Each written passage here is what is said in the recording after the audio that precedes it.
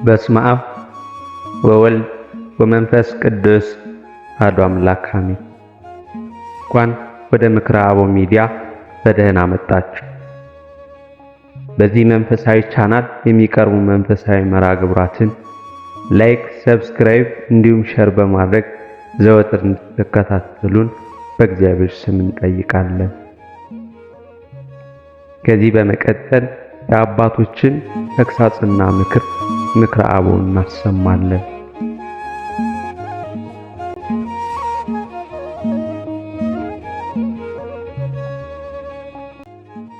እነሆ የመዳንን ምስጢራዊ ተአምር ሊነጻጸር የሚችል አንዳችም ነገር የለም። ጥቂት የደም መለኮት ጠብታዎች መላውን ዓለም ዳግመኛ በአዲስ ተፈጥሮ ፈጥረዋልና። ቅዱስ ጎርጎርዮስ ዘእንዝናዙ።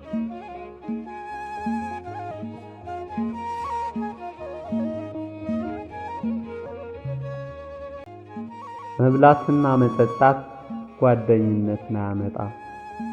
እንዲህ ያለው ወዳጅነት ዘራፊዎችና ነፍስ ገዳዮች ናቸው። ነገር ግን ጓደኞች ከሆንን እርስ በርሳችን ከልብ የምንተሳሰር ከሆነ በመንፈሳዊ እርስ በርሳችን እንረዳዳ። ወዳጆቻችንን ወደ ገሃነም የሚወስዱትን ነገሮች እንከልክል። ቅዱስ ዮሐንስ አፈወርቅ። በመንፈሳዊ መንገድ ላይ የምትጓዙ ከሆነ እንዳትወድቁ በራሳችሁ አትደሰቱ። ትዕቢትን የምንፈራው እድገታችንን እንዳያቆሙ ብቻ ሳይሆን እንዳይጥለንም ነው። መጽሐፍ ይህንን አስመልክቶ ሲናገር እንዲህ ይላል። ትዕቢት ጥፋትን፣ ኩሩ መንፈስም ውድቀትንም ይቀድማል። መጽሐፈ ምሳሌ ምዕራፍ 16 ቁጥር 18። ብፁዕ አቡነ ሽኖዳ ሳልሳዊ።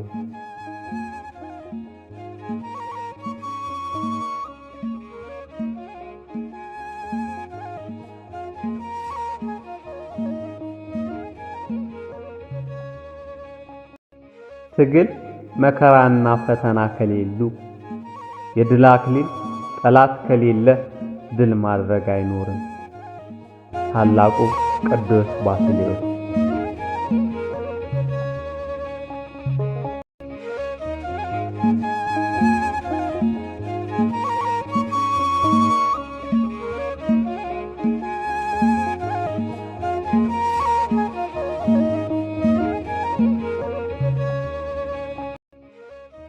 ክርስቶስን በቤተ ክርስቲያን ደጃፍ ወድቆ በሚለምነው ነዳይ ውስጥ ካላገኘው ውስጥ ገብተህ በመንበሩ ላይ ባለው ጽዋ ላይ አታገኘው።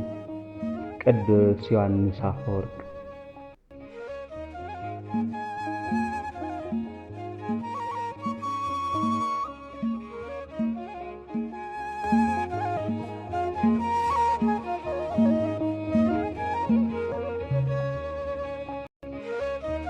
ሰው በልቡ ያሰበውን በአፉ ይናገራልና ንግግር የልብ መስታወት ነው።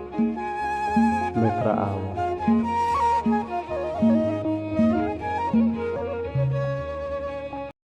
ከሰው ጋር ስትኖር እንደ መሬት ዝቅ በል፣ ያን ጊዜ እንደ ተራራ ትከብራለህ።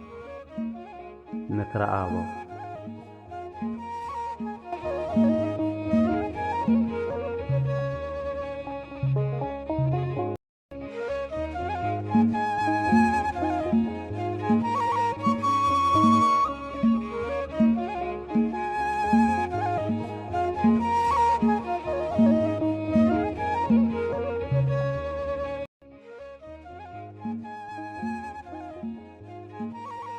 መሐሪ የሆነ ሰው የነፍሱ ሐኪም ነው።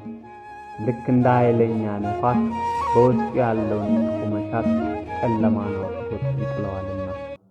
ቅዱስ ይስሐቅ ሶርያዊ።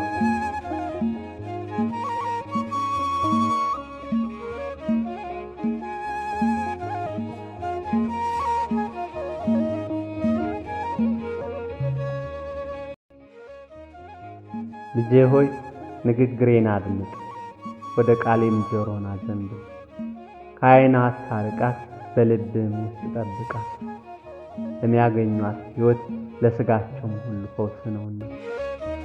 አጥብቀህ ልብህን ጠብቅ፣ ሕይወት መውጫ ከእርሱ ነውና።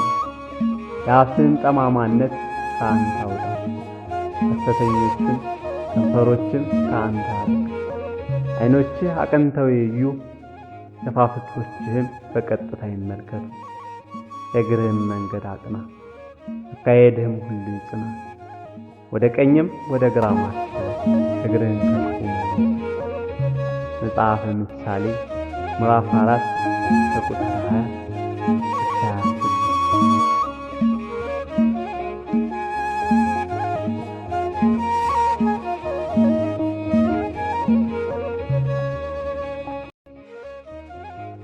ጸሎት አታቋርጡ። ጸሎት ማቋረጥ ማለት የምንነጋገረው ከእግዚአብሔር ጋር መሆኑን አለማወቃችን ነው። አንድ ክርስቲያን መጸለይ ያለበት አቡነ ዘበሰማያት፣ ውዳሴ ማርያም፣ መዝሙረ ዳዊት ነው። በርታ ሲል ወንጌል፣ የቅዱሳን ገድል እያለ እየጨመረ ይጸልያል። በቀን 1 ጊዜ የሚመገብ መልአክ ነው። በቀን 2 ጊዜ የሚመገብ ሰው ነው። በቀን 3 ጊዜ የሚመገብ እንስሳ ነው። ማንኛውም ሰው ቢሆን አትከተሉ። ሰው መከተል ያ ሰው ሲወድቅ መውደቅ አለና ክርስቶስን እንከተል። ምንም ነገር ሲመጣ አትደንግጡ፣ ንስሐ ግቡ፣ አስራታችሁን ስጡ፣ ሥጋ ወደሙን ተቀበሉ፣ ክርስቲያን ሁኑ። ርዕሰ ሊቃውንት አባ ገብረ ኪዳን